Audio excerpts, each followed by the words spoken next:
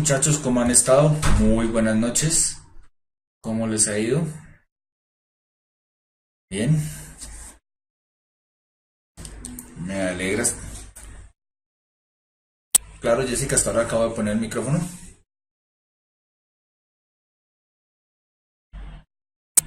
Bien, bien, ¿cómo están? Bien, ¿qué más? Mateo, Camila, Ivette, Diego, Natalia, Laura. Para quienes recién se conectan, mi nombre es Francisco Ormaza. Me pueden decir Paco o Paquito como ID. Eh,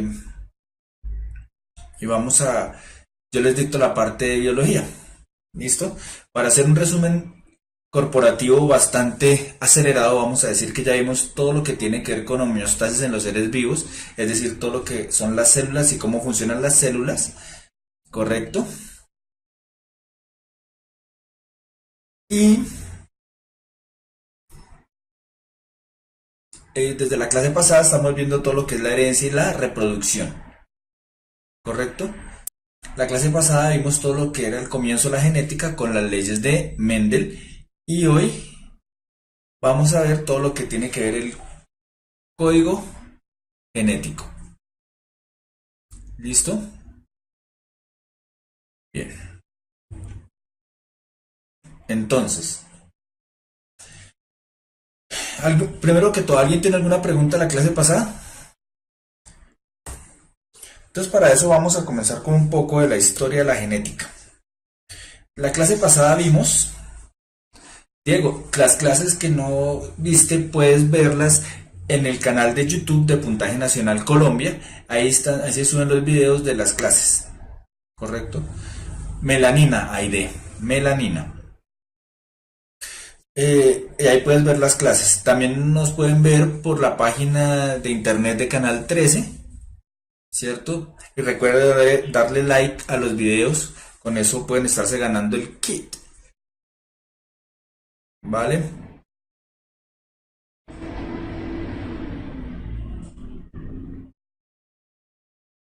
Bien. Entonces, vamos a ver algo de la historia de la genética. Como habíamos dicho, Mendel es el considerado padre de la genética. La clase pasada vimos todas sus leyes y cómo fueron los cruces que hicieron con los guisantes.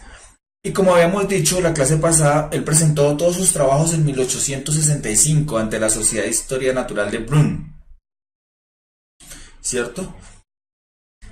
Y en el 66 los publicó. Sus resultados fueron ignorados por completo. No, los científicos de la Sociedad de Historia Natural de Brünn dijeron, este man está pero como fumándose la verde porque... Nah.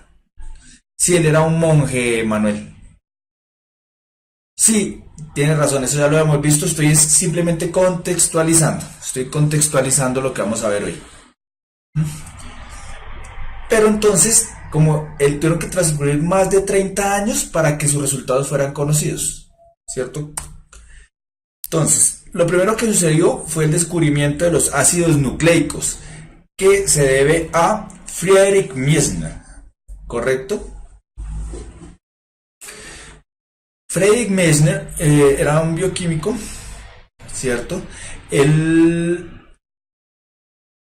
descubrió, después de hacer una síntesis de todo lo que hacen los químicos allá metidos en su cocina o laboratorio, como se llame eso, ¿cierto? Él descubrió unas sustancias que eran ácidas, ¿cierto? Que cuando él sintetizaba tenían propiedades ácidas. Él le puso el nombre de nucleína, ¿cierto? En esa época le puso nucleína porque estaba dentro del núcleo. Estaba dentro del núcleo. Pero él nunca le puso ni ADN, no le puso nombre, nada como lo conocemos el día de hoy, ¿cierto? Aunque hoy en día sabemos que hay dos ácidos que se encuentran ahí. ¿Cuáles son esos dos ácidos? El ADN y el ARN. Ácido desoxirribonucleico y el ácido ribonucleico.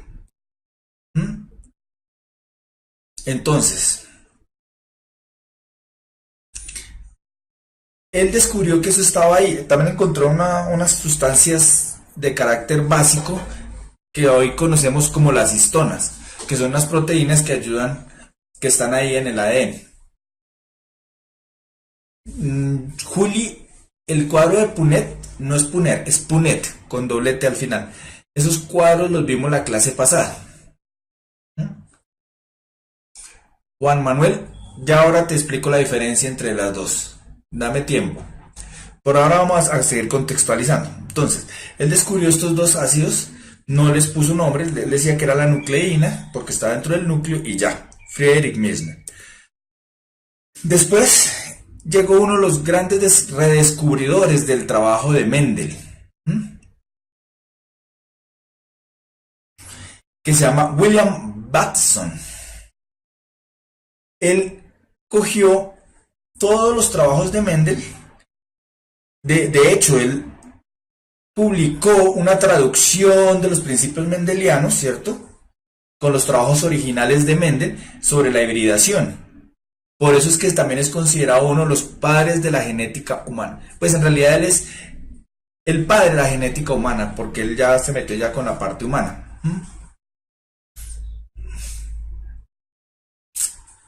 No te me adelantes, Laura. Ya ahorita vamos a ver eso. Sí, vamos a ver lo de la guanina y todo eso, pero vamos despacio y los voy a contextualizar primero. Entonces, imaginen cuánto tiempo pasó de 1866 que Mendel publicó hasta 1902 que republicó Bateson. Todo ese tiempo pasó para que se pudiera dar el crédito a Mendel. No, Laura, acabamos de comenzar, bienvenida. Entonces, él fue el primero que sugirió el término genética para la ciencia de la herencia y de la variación. O sea, él fue el primero que habló de genética y que eso tenía que ver con genes. ¿Correcto? ¿8? No, señora, 8 no. Del 1866 a 1902 hay exactamente 36 años.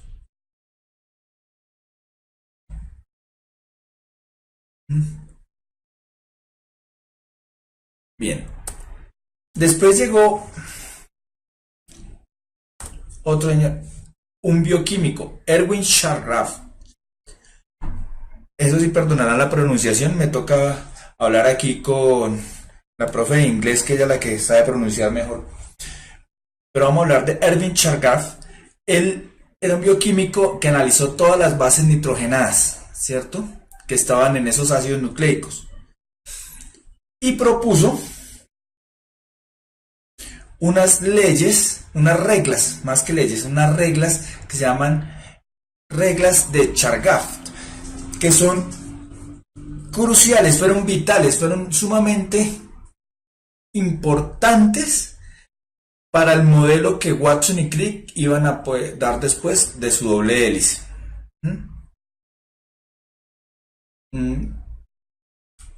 ¿Cuáles son esas reglas?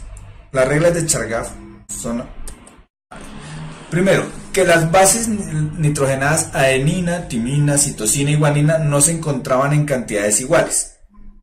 ¿Correcto? Es decir, que las purinas y las pirimidinas no se encontraban en cantidades iguales. ¿Qué son las purinas y las pirimidinas? Simplemente son sustancias químicas que conforman las bases nitrogenadas. Bien. Sí, Cassandra, esto es sumamente reciente.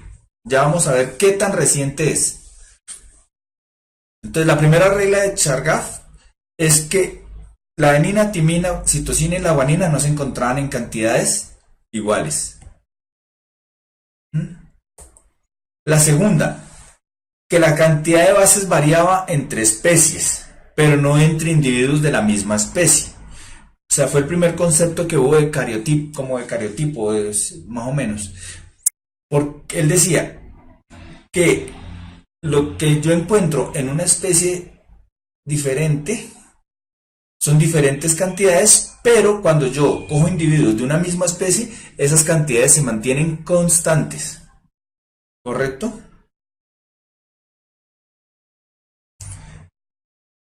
Otra de las reglas fue la cantidad de adenina siempre es igual a la cantidad de timina y la cantidad de citosina siempre es igual a la cantidad de guanina. Sumamente importante esta regla, porque nos dice que la timina tiene enlaces con la adenina y la citosina tiene enlaces con la guanina. ¿Correcto? Después llegó Rosalind Franklin. Rosalind Franklin, una de las científicas más importantes. Karen, todas las especies, el ADN solo tiene 4 bases nitrogenadas, no más. No, Laura, no es necesario que se lo aprendan. Yo les estoy dando es para que entiendan de dónde salió todo el estudio del ADN. ¿Por qué todo esto es importante? Claro, Marie Curie es sumamente importante, pero no tanto para la biología, sino más para la química y la física. Sara, el uracilo ya lo vamos a ver más adelante. Sí, señor. Quiere decir que la cantidad de adenina es igual a la timina y la cantidad de guanina es igual a la cantidad de citosina. Bien, entonces, Franklin, ¿qué fue lo que hizo? Ella trabajaba con rayos X y tomó varias imágenes por difracción de rayos X de los núcleos de algunas células cuando hizo su pasantía en Londres. Como ven la imagen del lado derecho, ¿cierto? Aquí, estas fueron las imágenes que ella tomó. Uno aquí no distingue casi nada, pero si se da cuenta, aparece como una X dando a entender que era como helicoidal. Entonces ella le dio una estructura helicoidal. Lo que pasa es que con Watson y Crick trabajaba, ahora se me olvidó cómo es que llamaba este otro señor que trabajaba con ellos, y él en ese laboratorio donde él trabajaba Rosalind Franklin.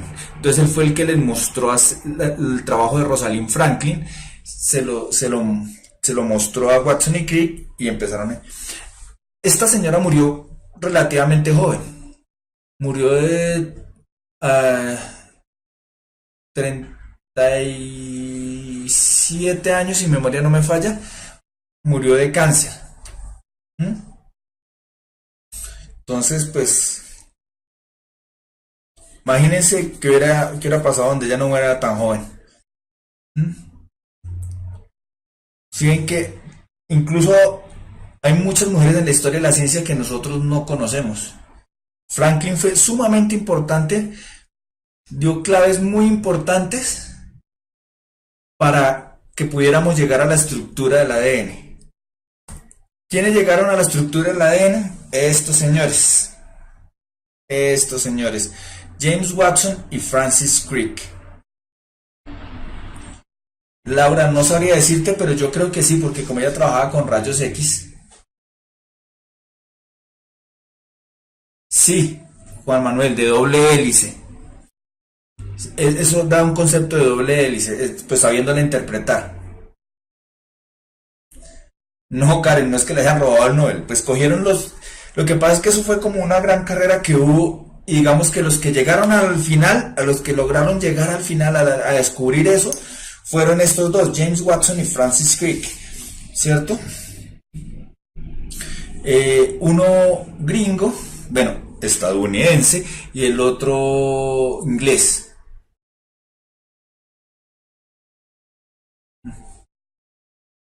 Entonces, ellos no gastaron su tiempo con muchos experimentos en el laboratorio. Ellos más bien cogieron, bueno, vamos a mirar, analicemos qué ha hecho toda esta gente, todos los que ya le mostré, Chargaff, qué hizo Rosalind Franklin, todo lo que hicieron todos ellos, ¿cierto?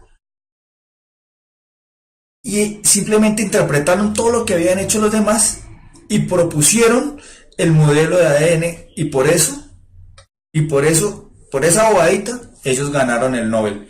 Ellos y... Es que no me acuerdo cómo se llama el compañero de trabajo de ellos. Trataré de acordarme y cuando me acuerde les diré.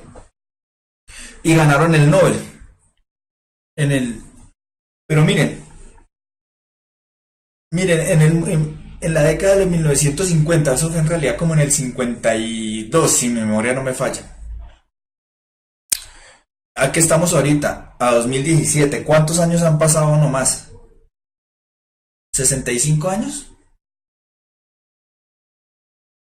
Y todo lo que ellos hicieron con descubrir esa doble hélice y todo el avance que incluso ya nosotros tenemos mapeado en nuestro genoma y todo lo que hemos hecho, la clonación y todas esas cuestiones, fue debido a que estos dos señores lograron encontrar cómo era la estructura del ADN.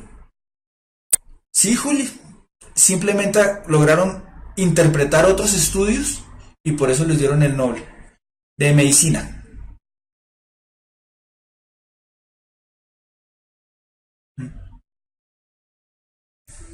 O sea,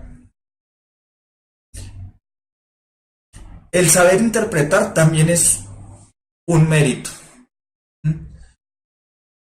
Que eso es lo que ustedes van a hacer cuando presenten su examen. Ustedes van a saber interpretar unos contextos y darle una solución a unas preguntas.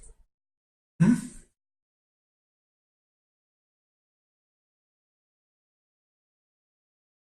¿Correcto? Bien. Pero, ¿qué es el ADN en sí? Entonces sabemos que es un ácido nucleico, es decir, se encuentra en el núcleo. ¿Claro? Que contiene todas las instrucciones genéticas que se utilizan en el desarrollo y funcionamiento de todos los organismos vivos. Conoce todos los organismos vivos, incluso algunos virus, aunque los virus por lo general lo que tienen es cadenas de ARN. ¿Mm?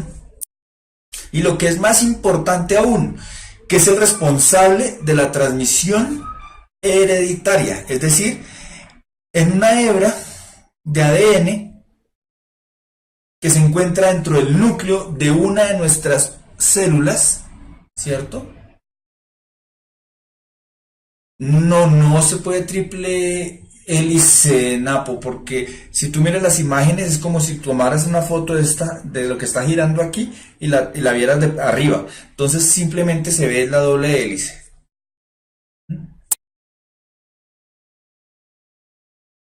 Correcto.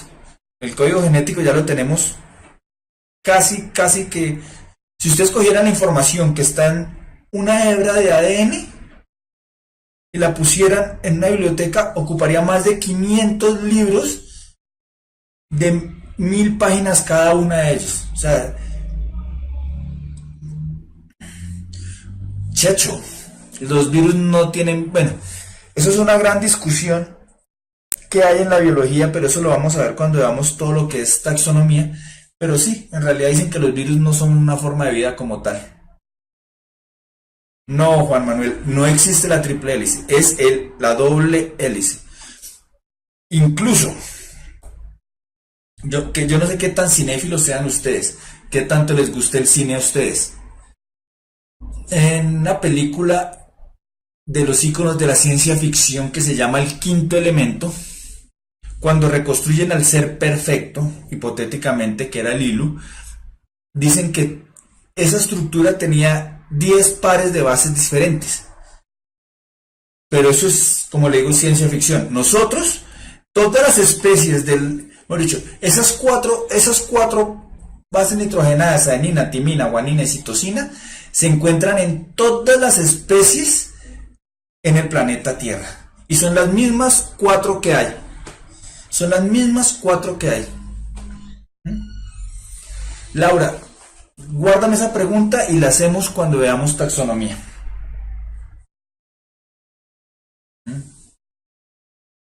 Karen, te recomiendo verla, es muy buena. Es muy buena.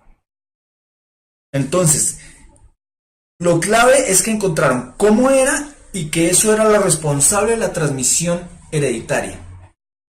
Mejor dicho, Watson y Crick a partir de ahí partieron la historia de la genética en dos. A partir de ahí se empezó a desarrollar un montón de cosas.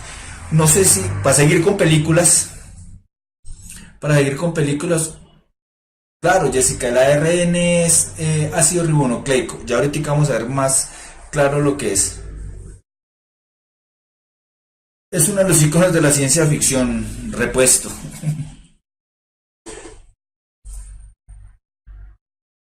¿Qué necesitas que te responda, Juan Manuel?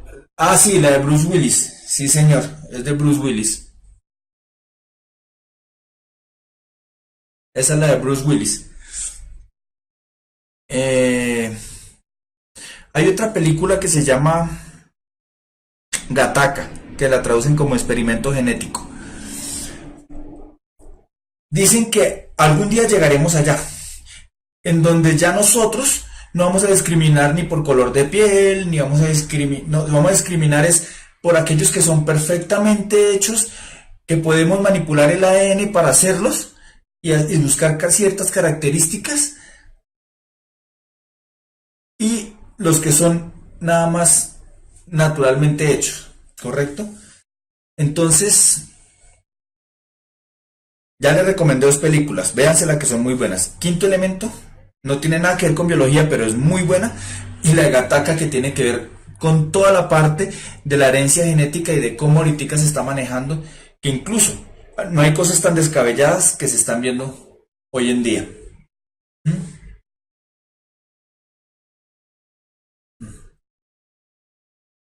Sí, señor, correcto, Juan Manuel. Sí, yo te explico eso, Sebastián, pero las siguientes clases, ahorita no me puedo poner a explicarte eso. ¿Vale? Si lo necesitas muy urgente, por favor escríbeme al correo biología@puntajenacional.co y con muchísimo gusto yo te respondo. La Curtis es uno de los íconos de la biología. Te recomiendo ese libro, es muy bueno. Bien, volviendo para no dispersarnos mucho del tema, entonces, ¿por qué está conformado el ADN? Está conformado por un azúcar, que es una desoxirribosa, que le da el nombre, ¿no? Está conformado por un fosfato y por las bases nitrogenadas, que ya dijimos nuevamente, adenina, guanina, timina y citosina.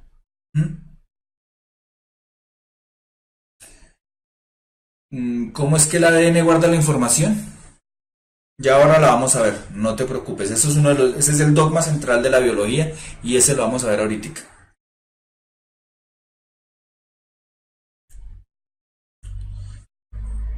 Campbell, bueno, en realidad fueron muchos, me faltó Pauling, Campbell, incluso se me olvidan los nombres de un par de hermanos que también estuvo ahí. O sea, me faltaron muchos, muchos, porque fueron muchos que estuvieron analizando cómo era eso. La guanina, citosina, timina y adenina son bases nitrogenadas, pero ya las vamos a ver. Entonces, primero, la desoxirribosa es de este tipo. Mm. Se llama desoxirribosa es porque le falta un oxígeno. Entonces, por eso se llama desoxi, no tienes oxígeno. A diferencia del ARN que tiene una ribosa, ¿correcto? Esta es la forma de la desoxirribosa, es una azúcar que es cíclica, ¿correcto? Sí, Lauren, cambia de hecho, ya ahorita lo vamos a ver. Tenemos el fosfato, un grupo fosfato que funciona como remache, es decir, que me ayuda a unir el azúcar con las bases nitrogenadas. Wilkins, sí señor, tienes toda la razón, Karen. Wilkins era el otro, el que me faltaba. ¿Por qué son bases nitrogenadas? Te lo explico de una vez, Cassandra. Porque todas tienen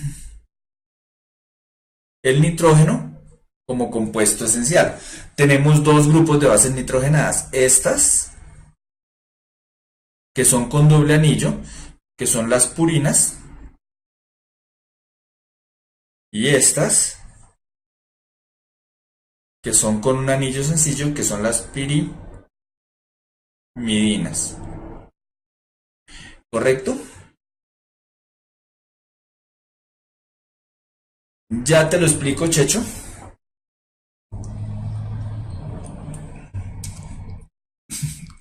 Daniela, hay una diferencia fundamental entre la timina y la tiamina. La timina es una base nitrogenada, ¿cierto? Que compone el ADN. Y la tiamina hace parte del complejo B, es decir, de la vitamina B. Es la B algo, B6 o B algo, la verdad no me acuerdo. No, Sara, el uracilo no hace parte del ADN, hace parte del ARN. Muy bien, Laura, muy bien, Luz Day.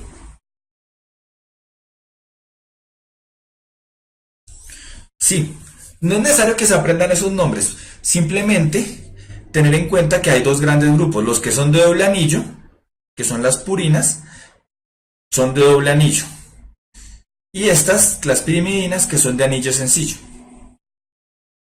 ¿correcto? Y son dos grandes grupos. Entre estas dos nunca hay un enlace, y entre estas dos nunca hay un enlace. Se enlazan entre una purina y una pirimidina y entre una, en este caso siempre la adenina se enlaza con la timina y la guanina siempre se enlaza con la citosina. No, no es tan importante saber la estructura de las bases nitrogenadas. Lo importante es esto, saber que la adenina se enlaza con la timina y la guanina con la citosina. ¿Correcto?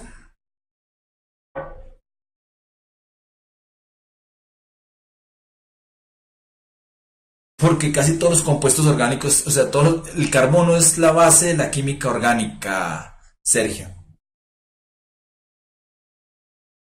Y sí, Valentina, tienes razón, esas bases son las que conforman el ADN. No, Checho, guanina y citosina y adenina y timina. Siempre. Eso sí se lo tienen que grabar.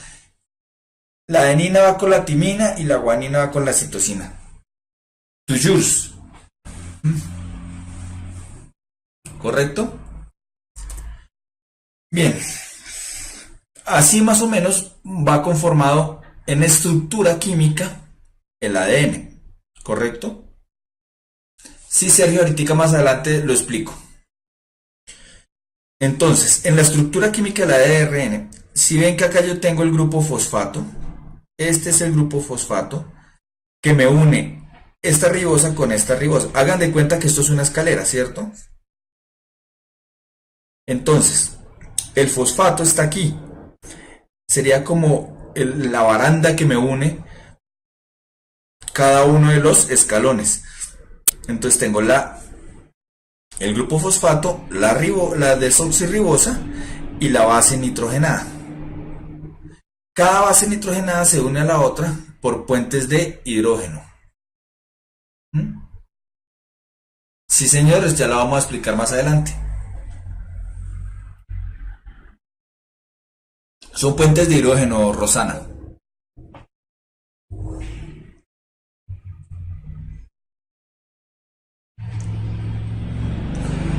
Juan Manuel, el ácido acetil salicílico, como su nombre lo dice, es un ácido orgánico y que nosotros conocemos como aspirina. Pero no nos desviemos del tema. Bien, entonces, repito, este sería el grupo fosfato, el azúcar y las bases nitrogenadas. Así se forma nuestra cadena de ADN, que es una cadena entorchada, que es una doble hélice.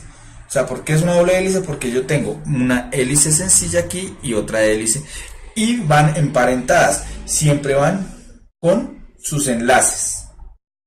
¿Cuál de? No veo ninguna de. T, A. Ah, esta de, la desoxirribosa. desoxirribosa, el azúcar. ¿Mm?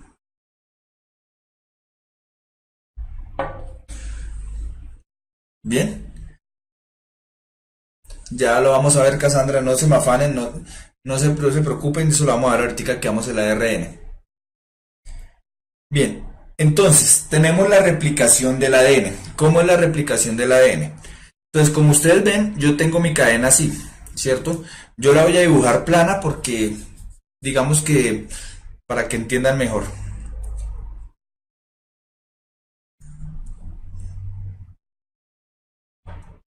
Listo, tengo mi cadena. Y aquí tengo mis bases nitrogenadas. Si esto es adenina, qué sé yo, varias, pongamos varias. Adenina, citosina, guanina, timina, adenina, adenina, timina, guanina, citosina, adenina. ¿Correcto? Sí, los puentes de hidrógeno ayudan a unir. No, ADN es desoxirribosa. Luz de desoxirribosa. Y ARN es ribosa. ¿Listo? Sí, todo esto todo lo han visto ustedes. Por eso es que estamos aquí, para poderles recordar. Sí, no importa el orden de las bases. No importa el orden de las bases. ¿Mm? Entonces, correcto, Juan Manuel. Entonces, yo acá tengo adenina. En mi cadena opuesta, la que va a estar unida aquí es timina. Aquí es guanina, citosina, adenina, timina, timina. Acá tendría yo adenina, citosina, guanina y timina. ¿Estamos correctos? Recuerden, siempre que yo tenga adenina, voy a tener timina. Y que yo tenga citosina, voy a tener como base opuesta la guanina. ¿Correcto? O sea, son cadenas de ADN, Laura. Pues yo sé que no dibujo muy bien y todas las cuestiones, pero espero que logren entender. ¿Mm? Sí, apenas voy a empezar la replicación. No te afanes, Karen. Entonces, ya teniendo esto, lo primero que llega, como dicen Valentina, es una enzima que se llama la ADN helicasa. ¿Qué hace esa ADN helicasa? La helicasa lo que hace es llegar aquí y como yo lo tengo doblado, ¿cierto? Como yo lo tengo así, lo tengo entorchado, lo que hago es abrirlo. Voy a abrirlo, empiezo a abrirlo. La helicasa lo que me hace es abrirlo y romper los puentes de hidrógeno que hay aquí. Entonces llega y separa, quedándome una cadena sencilla y la otra cadena aquí. Separadas. ¿Mm? Después llega otra que se llama la ADN polimerasa. Esa ADN polimerasa, llega y empieza, esto está numerado de 5', 3', y la cadena como es opuesta va a 3', 5'. Eso tiene que ver con los enlaces que se dan en el azúcar. Entonces llega la ADN polimerasa, llega aquí en la cadena principal en una dirección que va de 5' a 3', y empieza a formar una nueva cadena. Pero aquí abajo llega otra que va en contravía y empieza a formar otra cadena. Pero como esta va en contravía, empieza a formar los que llamamos los famosísimos fragmentos de Okazaki, ¿cierto? Que son los fragmentos. Va quedando como fragmentada. Ya repito, Luisa, dame un segundo. Empieza a fabricar lo que me faltaba a mí y me va formando las dos cadenas. De pronto entiendan mejor con esta imagen. Entonces, llega el inicio de la replicación, ¿cierto? Llega la helicasa, abre la cadena, ¿cierto? Va rompiendo la cadena, la polimerasa llega, empieza a formar aquí la otra cadena, mientras que esta va llegando, en contravía y va formándome fragmentos. Y va abriendo y va abriendo y va formando, va formando. Y aquí esta se llama cadena retrasada porque como esta tiene que ir en contravía, va formando en contravía. Y va formando las dos cadenas de ADN. Los fragmentos de Okazaki son esos. Son fragmentos que van quedando que después toca arreglar. Y llega una que se llama la ligasa. ADN ligasa. Y es la que me va a formar a mí. Me va a terminar de completar todos los fragmentos para formar las dos cadenas. ¿Correcto?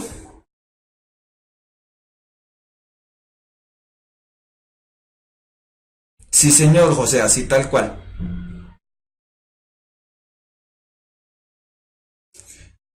Porque yo tengo que ir rompiendo para poder ir formando mi cadena de ADN. Si yo no la separo, yo no puedo fragmentar. Y recuerde que yo tengo una cadena principal y lo que llamamos una cadena secundaria.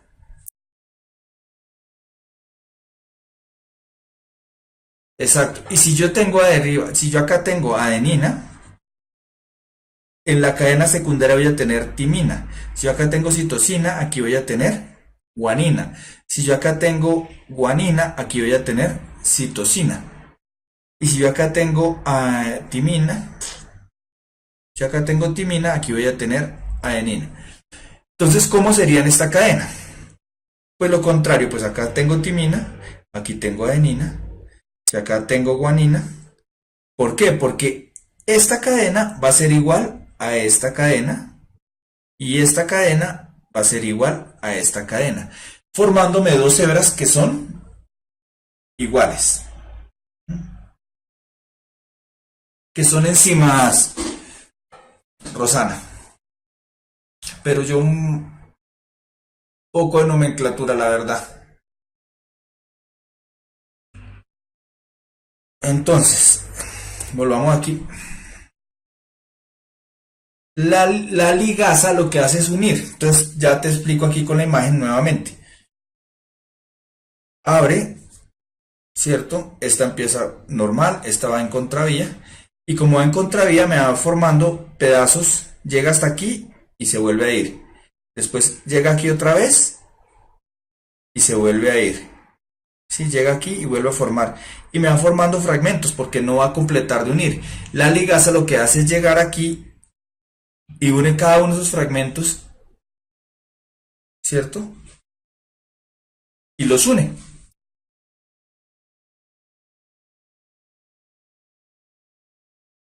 Eso se debe a los puentes de hidrógeno, Sergio.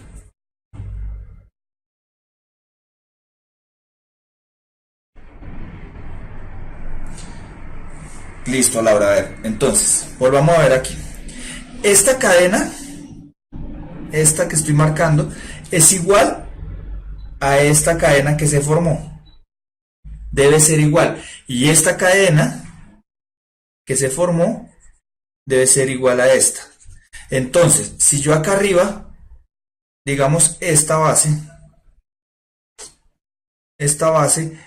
es adenina, esta sería timina la que se formó.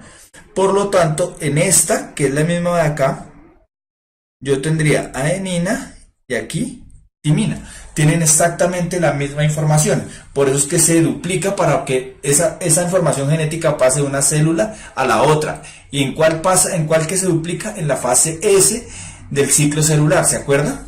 ¿Se acuerdan cuando vimos todo el ciclo celular y que en la fase S se duplicaba el ADN? Siempre pasa.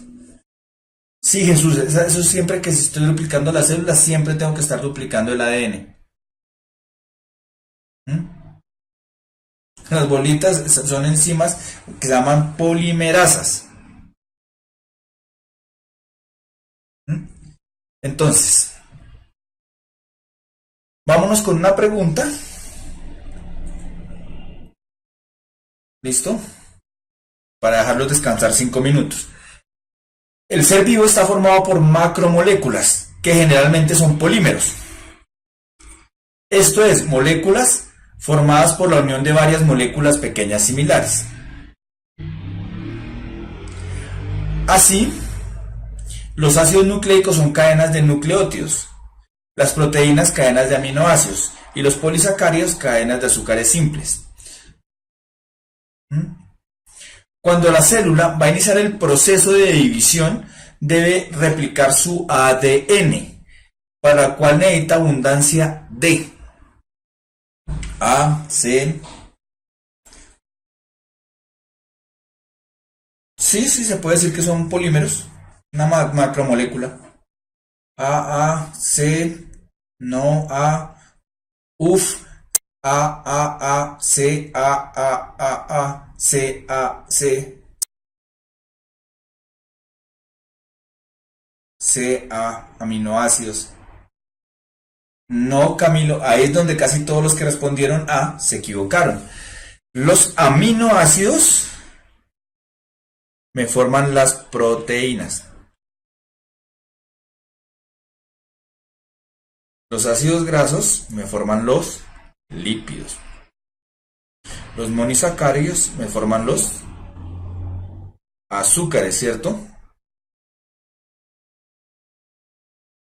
Y los nucleótidos son las bases nitrogenadas. Entonces, si yo voy a replicar, yo voy a necesitar, ¿qué es lo que voy a necesitar? Correcto, la C. Muy bien. ¿Listo? ¿Claro hasta ahí? Entonces, descansemos un momento. Vamos a descansar un momento y continuamos con la clase. ¿Les parece? 5 minuticos descansamos.